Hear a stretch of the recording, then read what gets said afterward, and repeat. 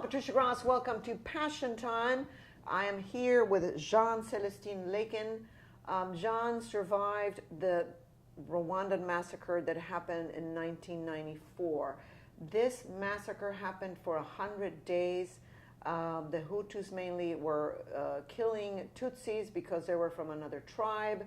It was a horrible, horrible world event. Very little was done by the international community. And now Jeanne is sharing her personal story, a book written by her and her husband, Paul.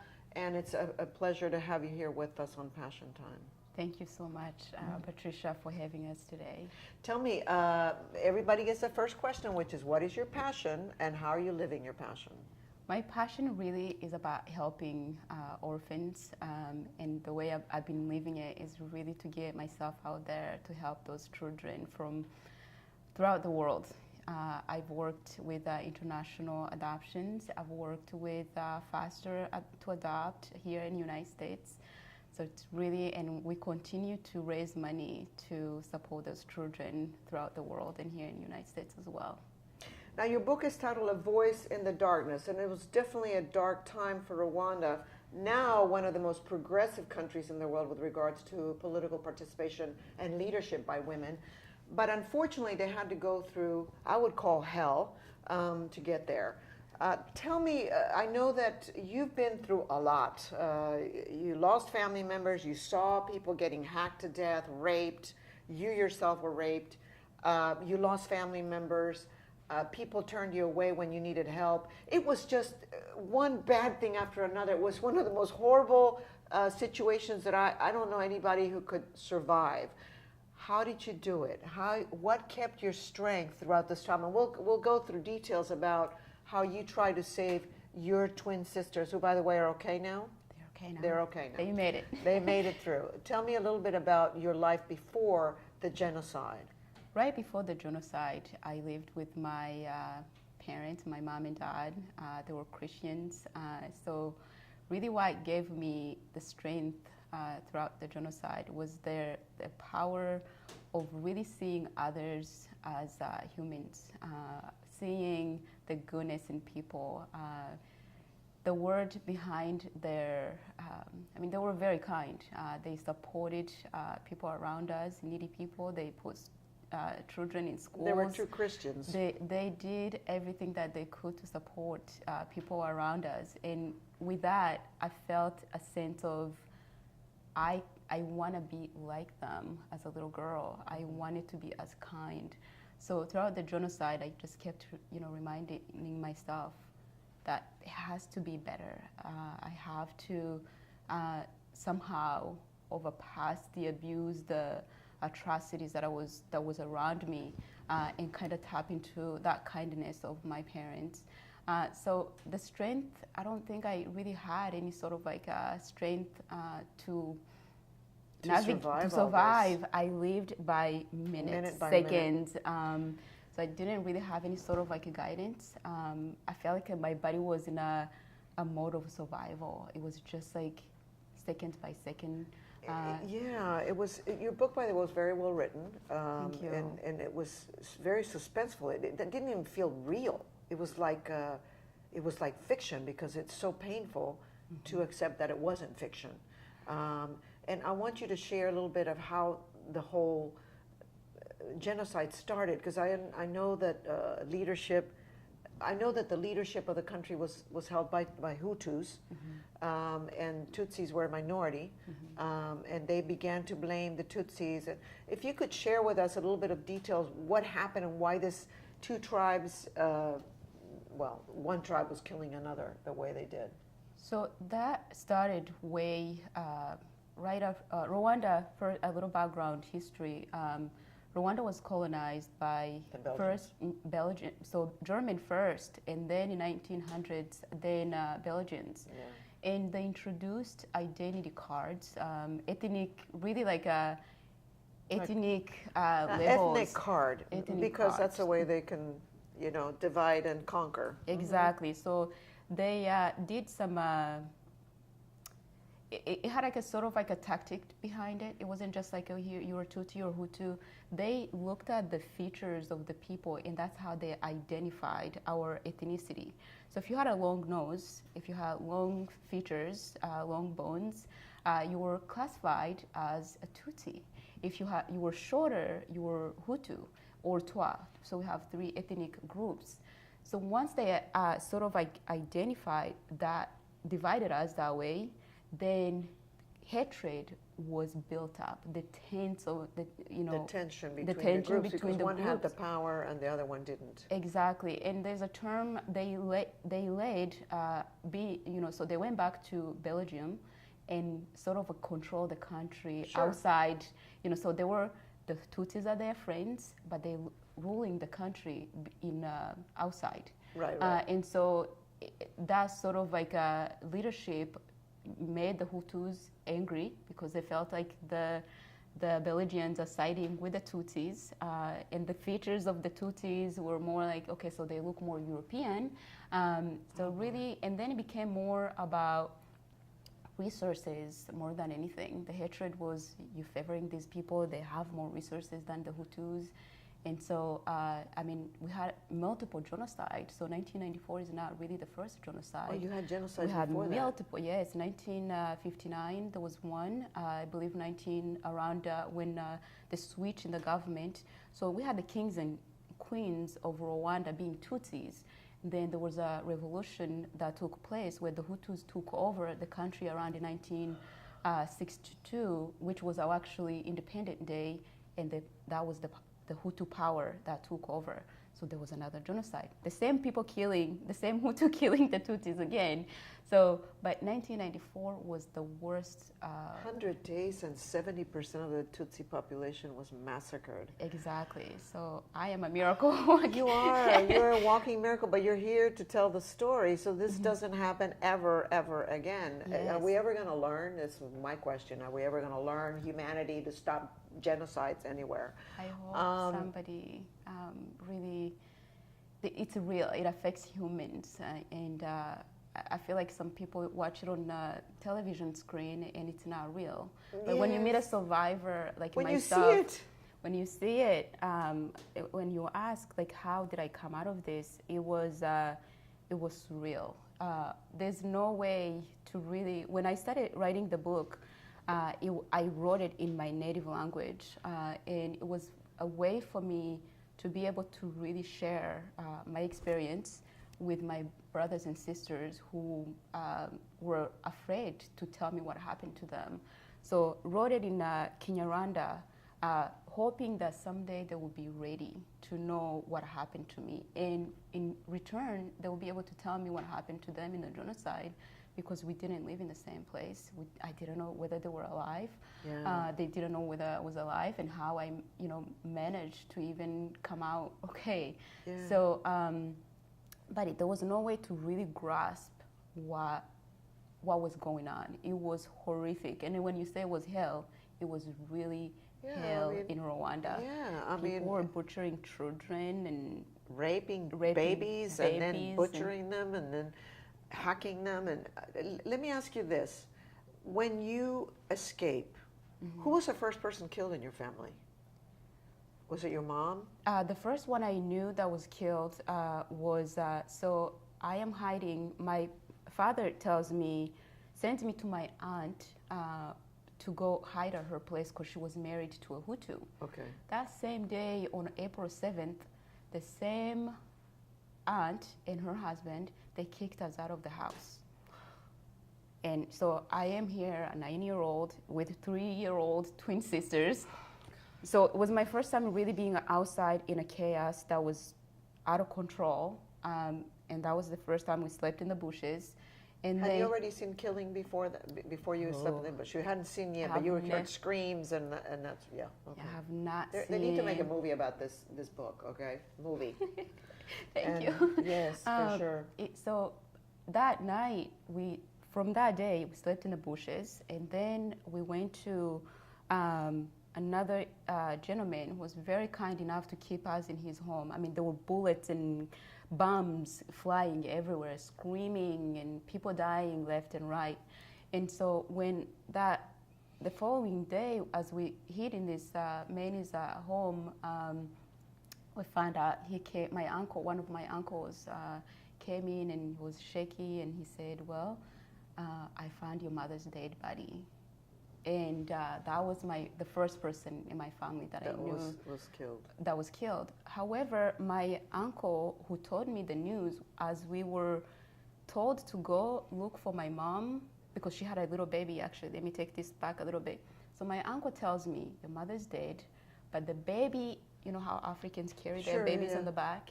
He said, your little brother might be alive, but your mother's dead. And he tells me, if you want to go save him, this is where she is. Where it happened. Oh. So I said to myself that I don't know if I can see my mother's dead body and be okay. Yeah. But I felt like I had to go save this little baby boy who was like literally 3 weeks old. Oh 3. So as I'm walking there, I found my uncle, the one who just told me that news, his dead body. They had butchered him. So on my way there, I'm already shaken.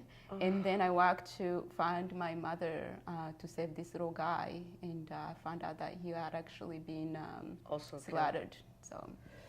Okay, so, oh God. This is hard for me, I don't know. you have to go. Okay, so you and your two little sisters, by the way, you're living in a village where Hutus and Tutsis were living together. They were friends. They had dinner together. Everything was fine until this happened, and they started hacking people, and then the tribes became very separated, and people were not willing to help each other. I guess they were afraid for their lives as well, so that's understandable somewhat. So you escape with your two. You decide, I'm going to be responsible for my two little sisters. What happens to the rest of the family? They all go to different places and you don't know what happens. Yeah, so my father, right before he came home on April 7th, he gave us the news that the president's plane had been shot down and they had sealed the whole country because they wanted to make sure that no Tutsi escapes. So the borders were sealed. And then they started killing men, women, children, you name it, old and young started before the plane went down. So we were, our neighbors who were Hutus. There's this young lady that I talk about in the book, and she would say, "Oh yeah, go ahead and enjoy your few days in the world, and because soon it's not going to be the same." And so there was something. Hutus were in meetings that Tutsis were not allowed to be a part. So, and because of that, they knew that it was something that was about to happen. We felt the tension in the country. Of course, you felt the tension. And when does your father or your family say, you guys go away, go hide, and I don't know what happened to the rest of your families. You had 9 brothers and sisters? Yes, so my father divided us, he divided us in 3 groups. Okay. So my sister took the youngest brother, the younger than the twin sisters that I was responsible for. And my older brother was responsible for the brothers that followed me, Michael and Kiza. And so we both were told where to go. Okay. And my father his intention was he didn't think the genocide would take that long. And he thought, you'll be safe and soon we'll come back home. But really, all the places that we went, we were told to go, were both sent away. So. And your father was hacked how many days later after that? It was closer to, I don't know how many days exactly, but it had been almost like probably into 2 months. 2 months, and all that time you're hiding in the bushes with your little sisters. What are you eating?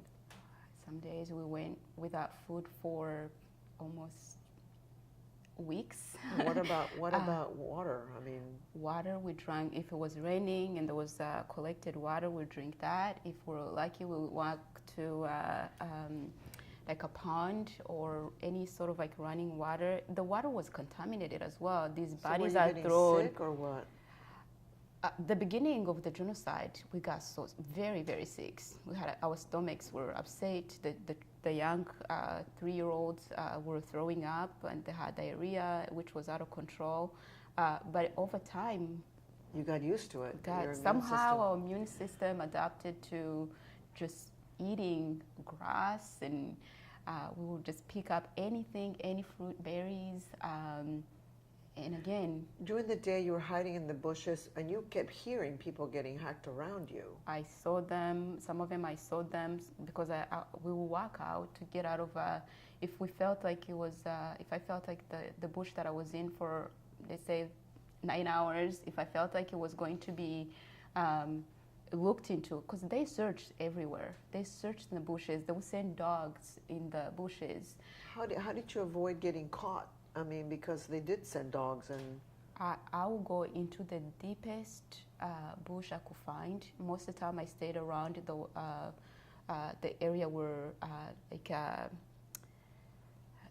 like a swamp, Okay. closer to the swamps. I felt like that would be safe, and I moved from bushes to You bushes. you would move around. We moved around, but really we didn't have a plan that this is not going to be attacked, because there was You didn't know. we had no idea. There's times where they will burn the bush right next to us, and miraculously they would actually skip the one we're sitting in. It was by God that You were saved. That we were saved. It wasn't because I had some sort of like a plan or tactic, and I just felt like I had to trust my instincts, and that was it. And some days we walked out of the bushes, and then we meet people, the Hutus, and on the way, and that's I don't know if you read about me putting you said that you're a Hutu, that you're all Hutus, and at one point they almost killed you, but you convinced them that you were very confident. I in lying that you were Hutu. Exactly. And this sort of shows your survival resilience, because you were in situations where you're walking down the streets, they're hacking people around you because they're Tutsis, and you're going around, so, well, I'm a Hutu, with all the straight face. And did you ever feel that God abandoned you the whole time that you were going through this? And if he or she did, how did you deal with that? There were times where I felt abandoned, especially right after I saw your dad. Now I'm going to cry. And it's okay for you to cry. It's okay for you to cry. It's okay. You have all the right to cry. Thank you. So right after I saw my mom's dead body, I just felt, I was like, why? And I asked God, why? How can this be possible? A 3-week-old little baby. But I also felt God's strength through it all. I prayed a lot. I didn't pray for forgiveness. Right. I just prayed that He would save us, that we would escape the genocide. So every day, every minute, I just prayed, God, help me pass through this again. If there was a group of Hutu, that like the one we walked right into. Yeah, you walked right into them. I just silently, as I'm trying to tell them that I'm a Hutu, with the seeds in my nose, trying to make my nose wider to look like the Hutus. In the background, in my mind, I was just like, please God, help us like escape this, please God. So it was very sort of like conflicting, but I felt like every escape, if it wasn't God, I wouldn't be here. Right. I feel like I trusted that He would actually, in the end, I'll be okay. I'll pull through. Did you ever talk to your parents after they passed and ask them for help? And you think they were there with you? I felt like my mother, after the genocide, she used to say that if you pray and you have a hatred heart, your prayers will not. There was somehow nobody would listen. God is not going to listen to you. So what played in my mind was, I'm okay, I survived, but I have this sort of like hatred in my heart because of just like seeing, of course, after seeing all of it. You saw, I think that's normal. And going through all of it, I was like, there's no way I can forgive all, this.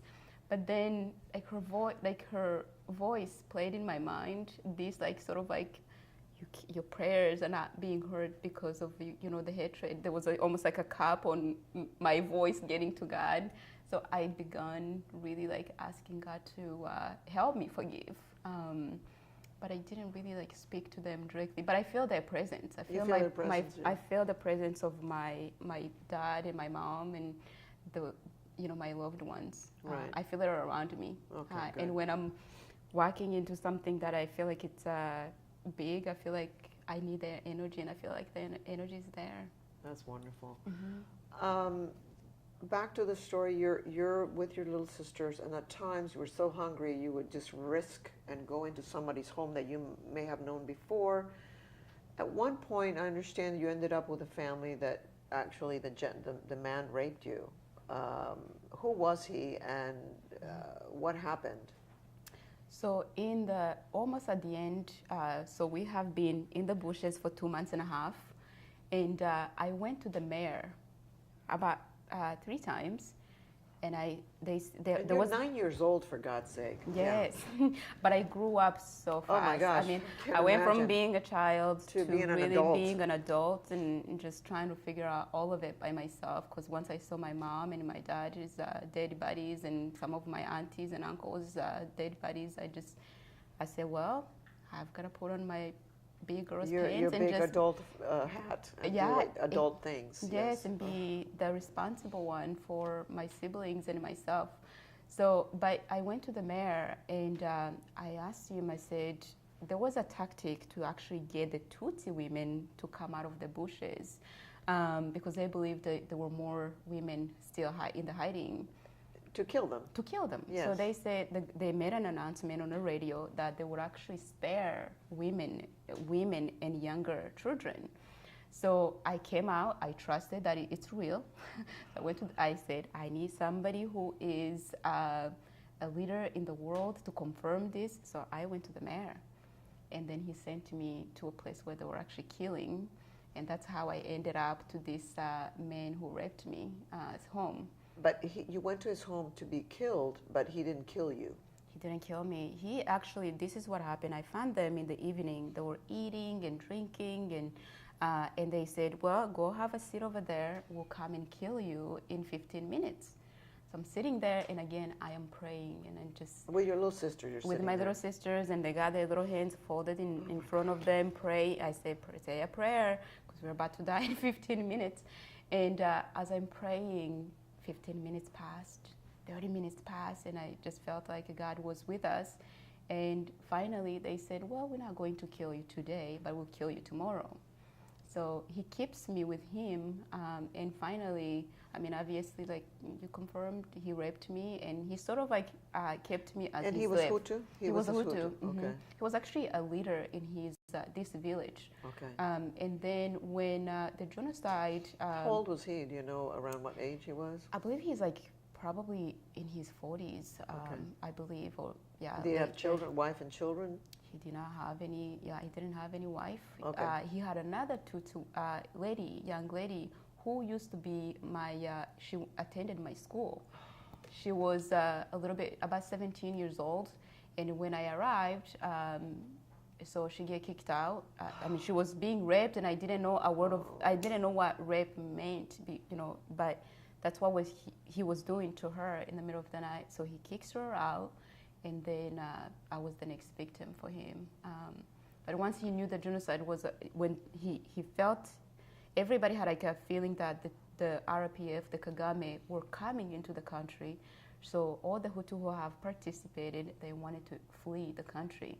So he takes me to Congo with him. Oh, and what about your little sisters? Also? Oh, he said, he actually... Because I understand he didn't want your sisters. You said, leave your sisters, come back to me, otherwise I'm going to kill you, basically. He threatens you, but you decide not to leave your little sisters. And then I said, I want to give it a chance and send him back, take him to my auntie's house. I'm going to beg her and see if they can take them. And then I leave him there, not asking her for, I didn't see my aunt. I said, just sneak in. If my auntie doesn't see you, she will keep you. There's no way she'll send 3-year-olds out. But she did. But they did. And then, so yeah, they did. And then he separated us. He kept me, and I took one of the sisters, the little girls, to a neighbor. And they took him in. They took her in, and the other one, I just didn't have a place for her to go. And he said, I will take care of her. And a few times he told me that he actually killed her. He killed her? He said he killed her, but he didn't. Oh, Thank okay. God. But he took her someplace, and it was a miracle that they actually, they both made it. Were these people you ever saw after all this? Ever. You never found out what happened to them? No, and the little sisters have no idea how it all happened. They have no clue. They don't remember? They don't remember. Thank God they don't remember. So we get separated. I take one of the girls. So they came back right from my auntie, and then they knocked on the door. And I was depressed when I left them there, because I just didn't know whether they're going to what was going to happen. What was going to happen to them. So when they showed up at the door, they couldn't explain how they came, because it's a very long distance for 3-year-olds to walk. But they showed up at the door, and I hid them under the bed. For a couple of days, they were okay, but then one of them had a cold, and she started sniffing, and this guy found out that they were there. So he said, I told you not to bring them back. So I said, please give me a chance, give me, a day, I'll go find a, place to take them. So I found a place for one, but I couldn't find a place for the other. And this family would not have the two, right. Both of them. So I bring the other one home. And then he finds her, and he said, I told you to take her away, but come back. So I did, I asked for more time. He said, you don't get any more time. So he took her. And that's going to make me cry. Yeah, because you didn't know what was going to happen. I didn't know what was going to happen. He actually said, I will kill her. And for the longest time, he actually told me that he killed her. I remember I actually slapped him when he said he killed her. And he pulled me by the hair. He walked around with my head. But I was angry, and I said, what do I have to live for? Those two little girls, the reason you were alive. They're you kept the yourself reason alive to protect them. To protect them. I felt like I had a purpose in life, that I saved myself really so that they could be safe. A few times I wanted to drown or walk right straight to the killers to be killed. So once they were gone, I felt lost again. But then, miraculously, they survived. So he lied to you, and who was she with? He never told me. Okay. And she doesn't know who she was with. Who she was with either. So after all this, what happens? You end up with another family. I can't remember the name. Bernards. The Bernards. Who are they? So right after the genocide, I was about to get married. He wanted me to marry this guy who took me with him in the Congo. Refugee camp was one of the most horrific experience as well. It was very. There were no food, there was no toilets. People, would if somebody died, they would take off their clothes and wear that. People just fought over the little resources they had. People would just die from hunger. So this man was told that he could actually get me to marry somebody, and then they'll give him money and cows and a few other things. So at 10, as he trying to match me with this 30-something-year-old man, I said, I need to run away. And that was really there was a voice that spoke to me that was my time, that I need to run away, but I didn't know where to go, because I'm now deep in Congo, and I don't know the area. And we walked by foot. So we walked from Rwanda to Congo. Now I had to somehow come back to Rwanda. And so when you were with your sisters in the Congo? No. You were by yourself? By myself.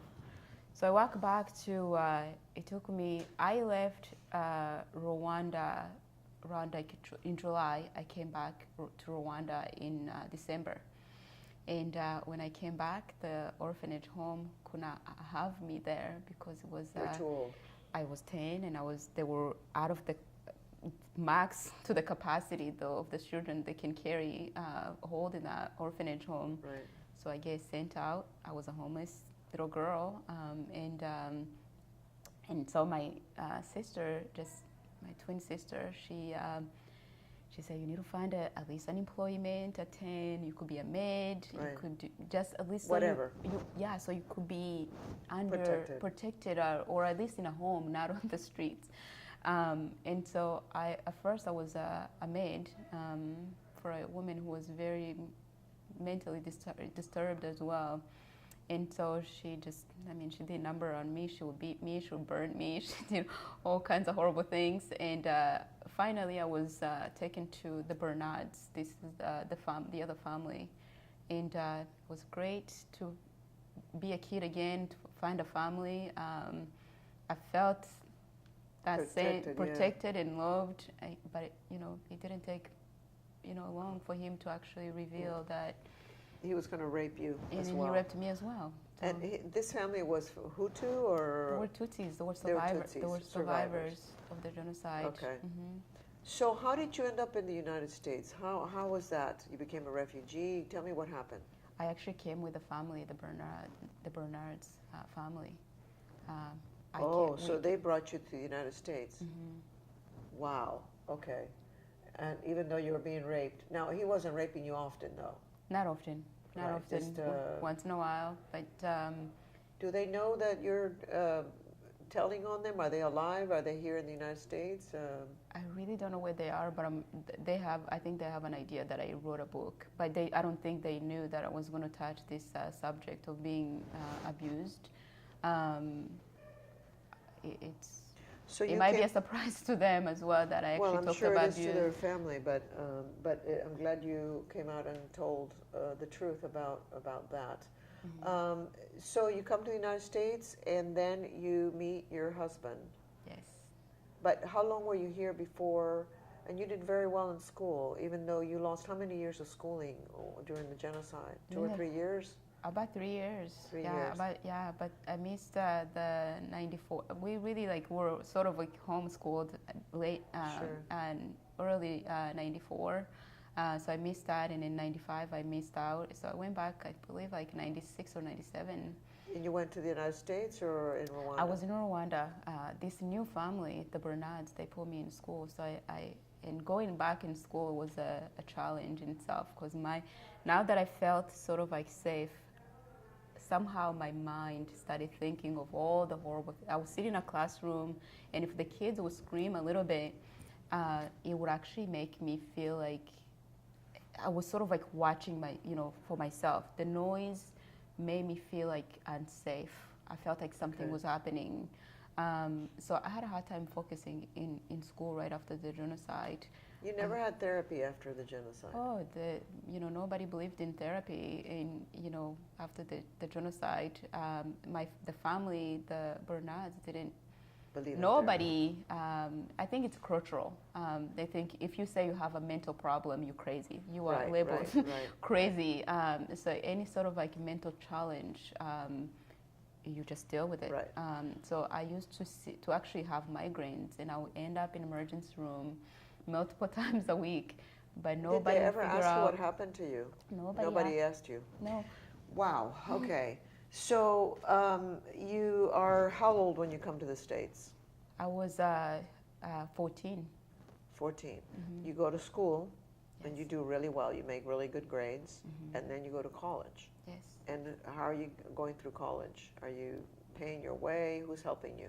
I took student loans. Student loans. You got student loans. What did you study? I did international relations, international affairs, and I have my master's in public policy, public administration. So by loans and working and paying little by little. Right. But school was my escape. School really, for me, it was a place that I could focus more, not focus on myself, but focus on achieving something other than, something for myself and for my siblings. Where are your sisters now? Your twin sisters, the ones that you saved? One of them is here. Teta is here. That's her nickname. Yeah. Therese is her real name. She's here with us, but her sister's in Uganda. So your other sister's in Uganda. And mm-hmm. the rest of your family, the rest of your siblings, where are they? In Uganda. They're in Uganda, mm-hmm. okay. So you're the only one, you and another sister are the only ones in America right now. Yes. And you met your husband in college, right? Yes. In a college town. Mm-hmm. How did you meet him?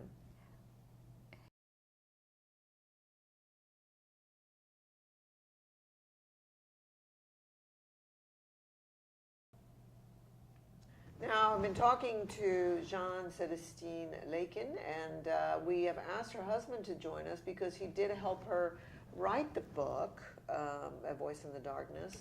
And then they have a great story, and it kind of wraps everything about her belief that we're all humans, and there are good people and bad people in every religion, every race, and we just have to find those, what I call light workers, and make sure that we shine a light on them, and these two people are light workers. So thank you for joining us, Paul. Thank you. I want to know a little bit about how you guys met and eventually fell in love, and you have a child together now, right? You have Yes. a baby.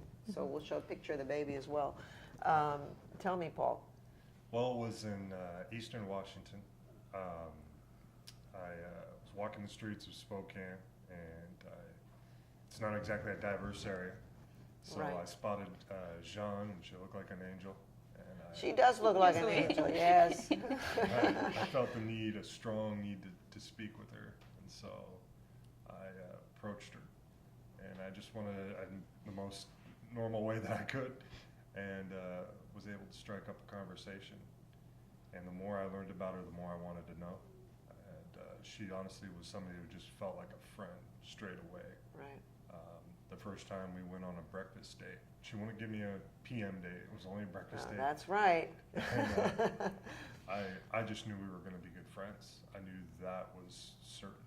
I didn't, the romance and stuff that blossomed was very powerful, and that was kind of out of both of our controls. Sure. But it happened. And you said you both come from for a family of 10. You said you were Christian. Paul, you told me you were Catholic. But you also had to face, she had to face sexual abuse. You also had to face sexual abuse. And that must have been something you could both relate to, because most people, as common as it is, because it is very common, unfortunately, you wouldn't believe how common it is. Most people don't talk about it. And when you find that somebody has had it, has been through it, then you find a bond. Is that something that also helped you guys cope with each other's trauma, because it is traumatic? Yeah, I mean, she was a godsend to me, because I was right at a point in my life where I can no longer repress it. For men, it's challenging, obviously, for women, but it's challenging for men as well, because there are these norms, societal norms, that prevent you from talking about it, because as a man, you're not supposed to be abused sexually in that way. And it happened. There was a lot of psychological and physical abuse in our family, and I was just I was struggling. When she came along, she was the first person I really opened up to about it, and was my first counselor. Right. And as I shared, she shared, and it took her probably 2 years to share her experience. And I told her, within the first 3 months of meeting her, and then she helped me as much as I helped her. I think in pain, when you're in pain and you find somebody who is loving and who can relate and has empathy, you can find a lot of growth quickly. Right. And that's Healing. that's You healing. can heal. Absolutely, that's healing. And you too, because you had probably not talked about this to anyone until you met Paul, right? Not at all. I just, all my previous relationships, I felt like that was something that could actually break a relationship. But I said to myself, if I am going to spend the rest of my life with this man, he needs to know all of it. And there's no way around it. And I just let it all out. And I said, this is what happened to me. It took me some time to every time I wanted to talk about it, I felt like I was putting maybe I shouldn't say it at this time, but knowing what he had gone through, I felt like he would understand. It would not change our relationship. It would just not, it would be, we'll be there for one another. Like he said, we became each other's counselors in so many ways, like reminding each other that we are safe now. Those abuse will not happen again. We have control. I mean, it happened to him when he was a little boy, and that was what made me angry. Was that it happened by a brother who was supposed to protect and love him. And so, but over that, you know, being able to seek professional help as well, not just ourselves, going outside and seeking help from counseling, and we both did EMDR, which helped tremendous. What's EMDR? It's a therapy that has become popular, I think, the last 15, 20 years. Therapists, counselors, researchers found that when you draw up a memory and you move your eyes a certain way, they used it on folks who have PTSD from war, that it helps you process the memory. Okay. And a lot of times there's some lie, you know, some strong lie, negative lie around the event, the traumatic event. It helps you reveal that lie and then reinforces the truth, which is usually hard to see, you know, through something tough. Tribalism is something that happened to such an extreme in Rwanda. It's happening in the U.S. in a different way, you know. Leaders use it because it helps them win votes, I guess. But in the case of Rwanda, it became so extreme, the hatred. What did you learn about that as far as what we as humans can do to prevent that from happening? When people just go nuts in hatred, they don't even know why they hate, because they don't understand. How could you kill someone you don't know just because they look different than you, or they're from another religion, or they're from another political party?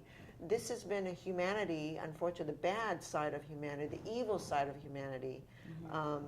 And you saw it, you lived. I can't imagine having to see people get hacked in front of you for no reason other than that you're a different race or a different color or different religion. What have you learned from this? And I know that you're working with orphans because you suffered so much. Yes. One thing that I really I have learned, and again I give the credit to my parents, it was just the kindness that we can give as human. Kindness, Paul says kindness is free. Why not give it out to the rest of the world? Why can't we just see people as they are? Because we bleed the same. We all face the same pain others feel, we feel. And so I kept asking myself after the genocide, because we were human, and then we're called cockroaches, then we're called snakes. And it's easy to dehumanize somebody when you call them names, anything other than human. It's easy to target them. It's easy to see them as not humans. So our practice, Paul and I, is really to see people as people. Right.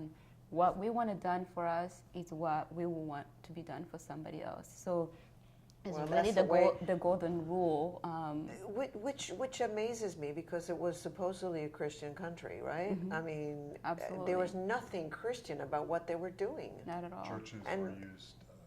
Churches were used to kill people. Unfortunately, People would go into a church in Rwanda and hack because and they burn. thought they'd be safe, and they'd get hacked and burned. Mm-hmm.